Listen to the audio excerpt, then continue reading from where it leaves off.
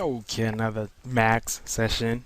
Obviously, gonna be doing TP and a little bit of Krakatoa. This is the first time I'm actually doing Krakatoa, so hopefully I don't make too many mistakes with that. And yeah, get you a cup of tea and let's boogie. Let's boogie. Let's do this. I'm liking this stuff, definitely. Okay, so we're gonna implement this whole thing, and even though I'm gonna use whatever I'm gonna be using, you can use anything else from a character to a point to anything else. So it's all a matter of preference. With that being said and done, let's begin this whole thing by actually dropping in a sphere. So control right click sphere. Then we're gonna go ahead and get what you call it, a thinking particle system. Drop it in, and let's go ahead and set up the thinking first. So I'm really not gonna create anything. I'm gonna just create a new group, no new groups or nothing. I'm just gonna leave it as default. Then under operators generator, I'm gonna get a position born. Then under helpers position, I'm gonna get a surface position. Then lastly, I'm gonna get a node from the standard helpers and node. All right, so plug in the node onto the node and the position onto the position data, and I want to emit this from the vertex position of the sphere. So I'm gonna go ahead and click on my check on my sphere, and now that I got that, I'm gonna go ahead and check on how many vertices it has. It has 482 vertices. So on the pistol shot of the born pistol shot, I'm gonna make it 482. All right, and now pretty much all I need to do now is actually go ahead and actually, for one, I don't want to make them run or any direction or any kind of variation, so I'm gonna make all of those 0. And the birth, I'm gonna make them lifespan, I'm gonna make them like 150, something like that, 125. Anything above 100 pretty much is what we're gonna set them up. So next, and then okay, this is under the all group obviously, so we're just gonna implement the all group. So or if you want to create a new group, just create a new group, put that in there.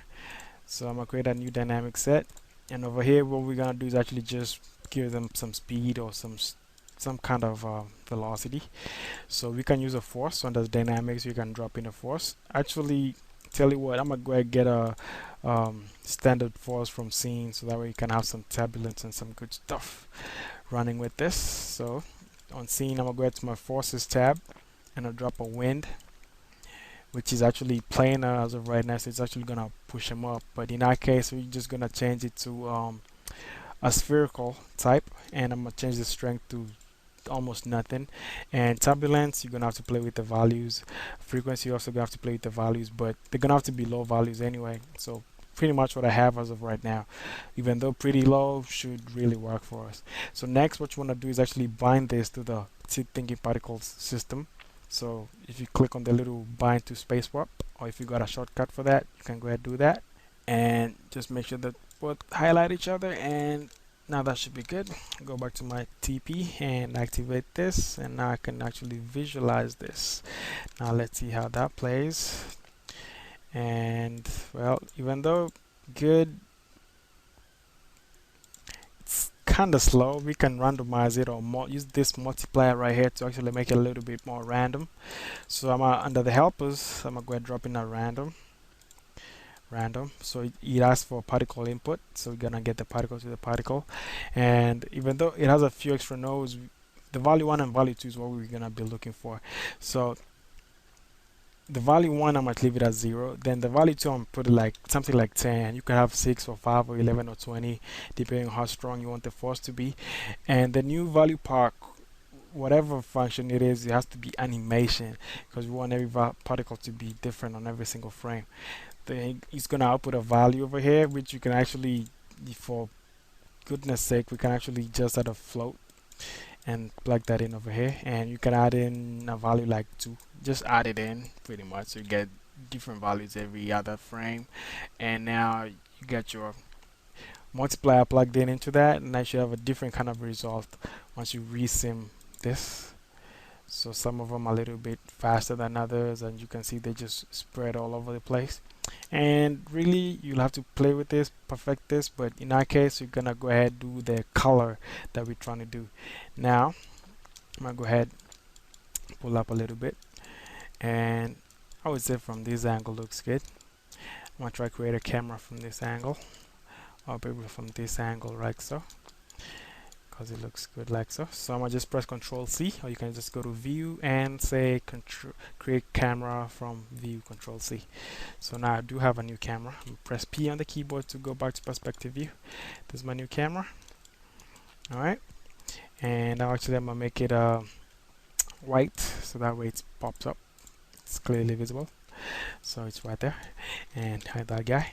Now, what we need to do next is actually bring the camera data into TP. So we're gonna need a position for that. I'll actually go ahead drop. You can actually do the whole thing from right here, but I kind of like neat stuff, so I might go ahead drop in a new dynamic set. So actually I don't like neat stuff, I'm lying. Now I'm gonna go ahead drop in the all group, and now actually I need a node. So on the helpers I'm gonna go standard get a node, which in our case should be, if I get the pick node, should be the camera right here. So click on the camera, and now you got that. We're gonna calculate some distances for this. So obviously what you want to do pretty much is get from the camera position right here, is get the point distances from every single point to the camera, and depending on how far they are, they get a color value depending on how far they are from the camera. Now it's not really hard to implement that in TP, because you got under conditions you got a what you call it, a distance that can actually do all this stuff automatically for you. So you're gonna plug that into that. So we're gonna have distances for all the particles getting an output value from this distance port of all the particles. But now we get a problem in that we actually need to create a 0, 1 value as of right now, and this particle right here seems to be the farthest one, and from the camera, this one right here on the bottom, we need to get the position data for this single particle right here, so we have a maximum value pretty much.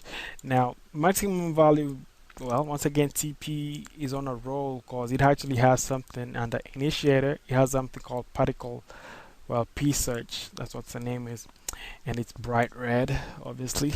So you're gonna plug in the particle to the particle obviously, and the position, you're gonna get the position from the camera for which you're gonna be searching from. And what you're gonna be searching for is pretty much from the camera's position the farthest distance.